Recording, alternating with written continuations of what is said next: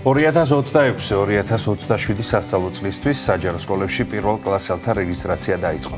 საქართველოს განათლების, მეცნიერებისა და ახალგაზრდობის სამინისტრომ ვადები და პირობები განსაზღვრა. დეტალებზე თუ რა უნდა გაითვალისწინონ მშობლებმა, ჩვენი ჟურნალისტი ნინო დილაშვილი გვეტყვის, რომელიც ჩაგურთვება ახლა განათლების სამინისტროდან. ნინო, დილამშვიდობისა, მოგესალმებით. დილამშვიდობისა. ჩვენ ახლა სწორედ საქართველოს განათლების, მეცნიერების და ახალგაზრდობის სამინისტროდან გერთობით, საიდანაც ჩვენს მაყურებელს ძალიან საჭირო ინფორმაციას გაუზიარებთ. Როგორც თქვენ აღნიშნეთ, 2026-2027 სასწავლო წლის პირველ კლასელთა რეგისტრაციის ვადები და პირობები უკვე განისაზღვრა. თუ რა სიახლეები აქვს ამ კუთხით განათლების სამინისტროს და რა უნდა გაითვალისწინონ რეგისტრაციის მსურველებმა, ამის შესახებ განათლების მინისტრის მოადგილე თამარ მახარაშვილი უფრო ცვლად გვესაუბრება და მისგან ბევრ საინტერესო რჩევასაც მოვისმენთ. დილამშვიდობისა. როგორც აღნიშნე, 2026-2027 წლის რეგისტრაციის ვადები და პირობები უკვე განისაზღვრა და რომ გითხრათ, რა სიახლე გაქვთ წელს? გვაქვს სიახლეები, მივესალმებით თქვენს მაყურებელს. მშვიდობიან დღეს უსურვებ თითოეულ მათგანს. გვაქვს ნამდვილად სიახლეები პირველ რიგში. მინდა გითხრათ, რომ ზოგადი განათლების შესახებ საქართველოს კანონში შესული ცვლილების თანახმად 2026-27 სასწავლო წელს პირველ კლასში შესვლას შეძლებენ ის მოსწავლეები, რომელთაც 6 წელი შეუსრულდებათ 15 სექტემბრის ჩათვლით. გარდა ამისა, ტრადიციული 4 ეტაპი ჰქონდა ხოლმე ყოველთვის პირველ კლასელთა რეგისტრაციის დროს.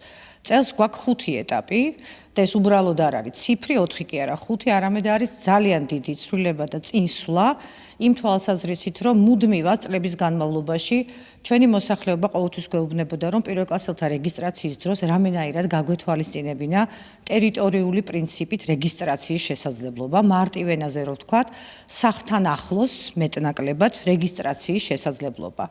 ჩვენ ძალიან დიდი სამუშაო ჩავატარეთ სხვადასხვა უწყებასთან, ძალიან მჭიდრო კომუნიკაციით, იუსტიცია, CESCO ძალიან დიდი სამუშაო ჩატარდა და შევძელით, რომ ის ერთი ეტაპი, რომელზეც ახლა მინდა ცალკე მერე ვესაუბრო, დავამატეთ და ტერიტორიული პრინციპით რეგისტრაციის შესაძლებლობასაც ვაძლევთ მოსახლეობას.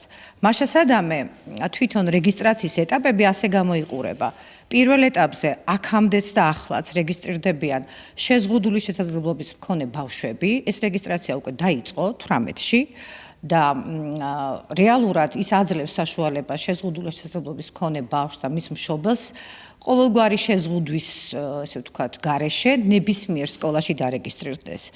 მეორე ეტაპი მოიცავს დაძმის რეგისტრაციას, აქამდეც ასე იყო.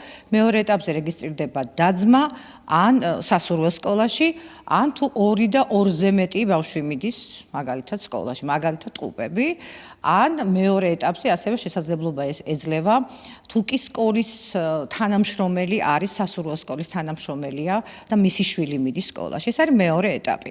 რაც შეეხება მესამე ეტაპს, ჩვენი მოსახლეობა ყოველთვის შეჩვეული იყო, რომ მესამე ეტაპი არის საყოველთაო რეგისტრაციის ეტაპი, არა მესამე ეტაპი საყოველთაო რეგისტრაციამდე არის სწორედ ტერიტორიული პრინციპის მიხედვით რეგისტრაცია. ამ დროს მონაწილეობას იღებს, რადგან ჩვენ ჯერჯერობით ვიწყებთ და ეს პირველი ეტაპია, ანუ პირველი ნაბიჯია ტერიტორიული რეგისტრაციის მიმართულებით, ამ პრინციპში ჩართული იქნება 12 ქალაქი. მათ შორის 4 ქალაქი, თბილისი, ქუთაისი, ბათუმი და რუსთავი იქნება წარმოდგენილი სასკოლო უბნების პრინციპით. ანუ თბილისი 10 უბნად იქნება დაყოფილი, ვთქვათ, ქუთაისი, რუსთავი და ბათუმიც ასევე უბნებად იქნება წარმოდგენილი. და რაც ყველაზე მნიშვნელოვანია, რაც უნდა გავითვალისწინოთ, ტერიტორიული პრინციპით რეგისტრაციის მესამე ეტაპის დროს მონაცემებს ჩვენ რეესტრიდან ავიღებთ 1 აპრილის მიხედვით. 1 აპრილის მონაცემით მოხდება ტერიტორიული პრინციპით რეგისტრაცია. ეს რას ნიშნავს? ეს ნიშნავს, რომ საყოველთაო რეგისტრაციამდე ამ 12 ქალაქში ჩვენ ვაძლევთ მოსახლეობას იმის შესაძლებლობას, რომ მას ცალკე, როდესაც შევა და დაიწყებს დარეგისტრირებას, თავის სახლთან ახლოს დაახლოებით მენიუ პრიორიტეტად ექნება საშუალება, რომ დარეგისტრირდეს ამ სკოლებში. რასაკვირველია ვითვალისწინებთ, რომ საყოველთაო რეგისტრაციის დროსაც უნდა გქონდეს ჩვენ შესაბამისი ადგილები, ამიტომ ტერიტორიული პრინციპით რეგისტრაციის დროს გამოყენებული იქნება არსებული ადგილების 80%. ხოლო 20% რა თქმა უნდა, უკვე საყოველთაო რეგისტრაციაზეც გვექნება ჩვენ შესაძლებლობა კონკრეტულ სასურველ სკოლაში დავრეგისტრირდეს, ის არის სახლთან ახლოს, თუ არ არის სახლთან ახლოს. და შემდეგი მეხუთე ეტაპი იქნება დამატებითი და გამოთავისუფლებული ადგილების მიხედვით რეგისტრაცია.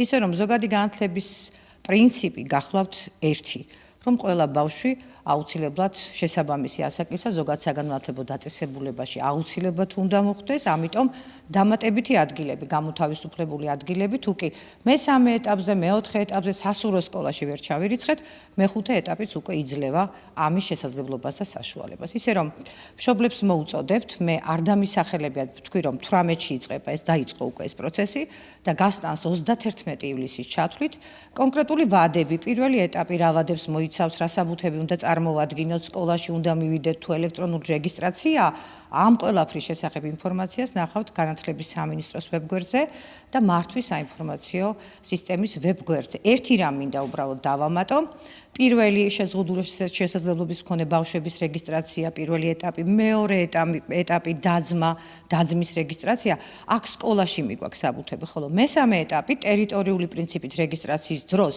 და საყოველთაო რეგისტრაციის დროს ელექტრონულ პორტალზე ვრეგისტრირდებით, შესაბამისი ვადები შეგიძლიათ იხილოთ ჩემს მიერ მითითებულ ვებგვერდზე, ხოლო ამ პორტალს სახელად ქვია registration.ms.g. მშობლებს კანონიერ წარმომადგენლებს მოუწოდებ, რომ ყურადღებით მიადევნონ თვალი მთლიანად აი ამ პროცესს, რადგან სავალდებულოა და შეუფერხებლად უნდა შევძლოთ ბავშვის სკოლაში რეგისტრირება.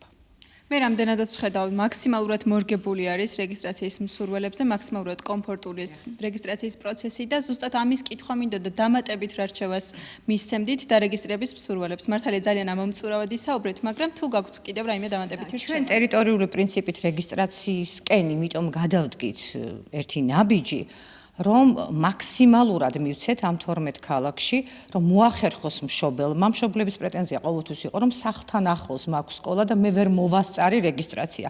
ეს მენიუ საყოველთაო რეგისტრაციამდე ეს ეტაპი სწორედ ამიტომ არის ჩვენი მხრიდან შეთავაზებული.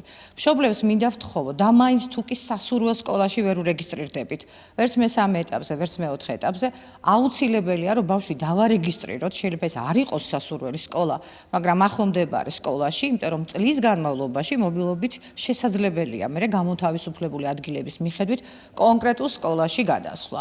ამიტომ ეს არის ახლა მთავარი მიზანი, ჩვენ მაქსიმალურ კომფორტს გაძლევთ, რომ ტერიტორიული პრინციპით რეგისტრაციის დროს, საყოველთაო რეგისტრაციის დროს თქვენთვის სასურველი სკოლაში იარჩიოთ, მაგრამ ეს თუ ვერ მოახერხეთ კონკრეტულ პერიოდში, იმიტომ რომ ვადებია ყველაფერს თავის ამას უნდა მიადევნოთ თვალი.